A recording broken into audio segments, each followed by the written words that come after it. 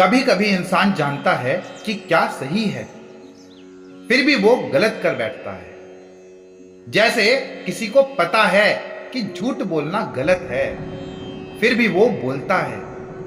किसी को पता है कि गुस्सा करना नुकसान करता है, फिर भी वो गुस्सा करता है। तो सवाल उठता है, हमें पाप की तरफ खींचने वाली वो ताकत क्या है?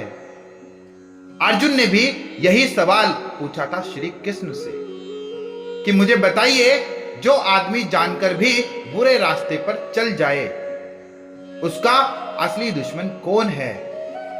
आज के श्लोक उसी गहराई को उजागर करते हैं, जहां से पाप की शुरुआत होती है और आत्म विजय की भी। तो श्लोक नंबर 36 का अर्थ है कि अर्जुन पूछता है, हे कृष्ण, कौन सी शक्ति इंसान को मजबूर कर देती है पाप करने को, जबकि वो खुद भी नहीं चाहता, जैसे कोई जबरदस्ती करवाता हो? अर्जुन यहां बहुत बड़ा सवाल पूछता है, जो हर इंसान के दिल में कभी ना कभी आता है। मैं जानबूझकर बुरा नहीं करना चाहता, फिर भी कर बैठता हूं। क्यों? यह सवाल सिर्फ अर्जुन का नहीं, आज के हर इंसान का है जो सही गलत जानता है, फिर भी हार जाता है। श्री कृष्ण अब इस सवाल का जवाब देंगे कि इंसान का असली दुश्मन कौन है। श्लोक नंबर 37 का अर्थ है, श्री कृष्ण बोले, वह शक्ति काम है और क्रोध है, जो रजोगुण से पैदा होती है। ये कभी न भरने वाले हैं, बहुत पापी हैं। इन्हें ही इस दुनिया का, इस जीवन का असली दुश्मन जानो। श्री कृष्ण सीधे कहते हैं, तेरा सबसे बड़ा दुश्मन तेरे भीतर है।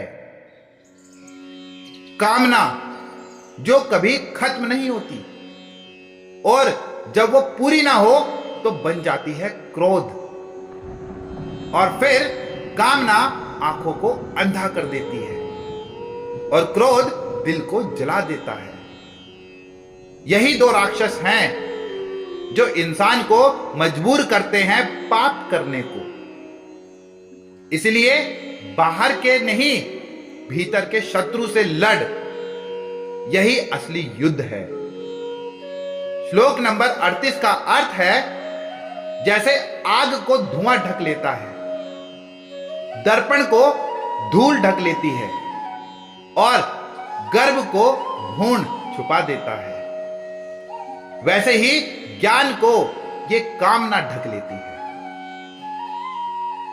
ज्ञान तो हर इंसान के भीतर होता है, लेकिन कामना उसे ढक लेती है। श्री कृष्ण 3 उदाहरण देते हैं। धुआं आग को छुपाता है, धूल दर्पण को छुपाती है, लेकिन साफ करने से ठीक हो जाता है। गर्भ बच्चा पूरी तरह छुपा देता है, लेकिन समय और प्रक्रिया चाहिए। ऐसे ही कामनाएं जब मन पर कब्जा करती हैं, तो इंसान को सही गलत नहीं दिखता।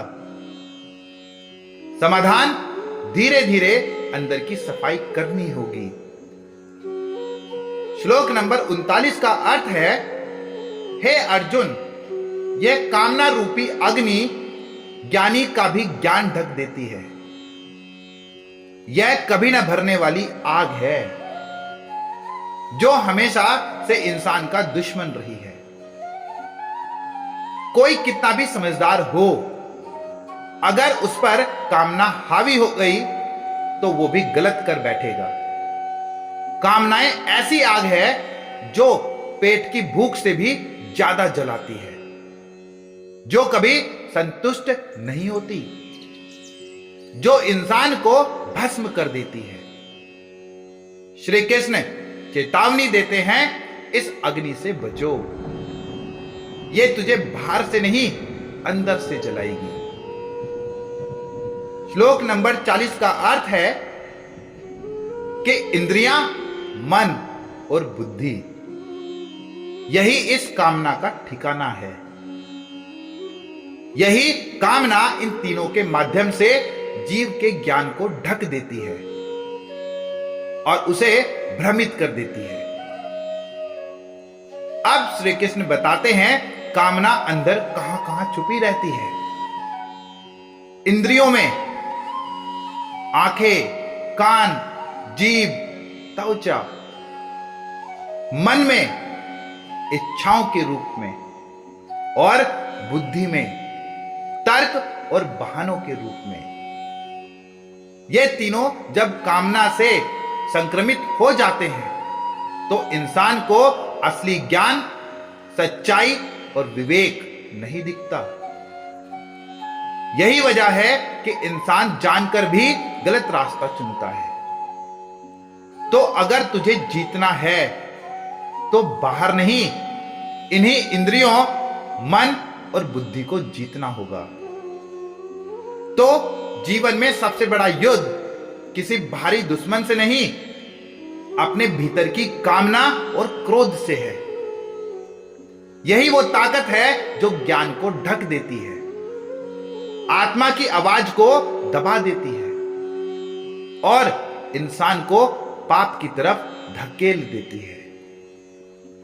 श्री कृष्ण हमें याद दिलाते हैं, अगर तू खुद को नहीं जीत पाया तो दुनिया की कोई भी जीत हार बन जाएगी। इसलिए अपने भीतर झांक और वहां जो छिपा दुश्मन है उसे पहचान और उसे शांत कर।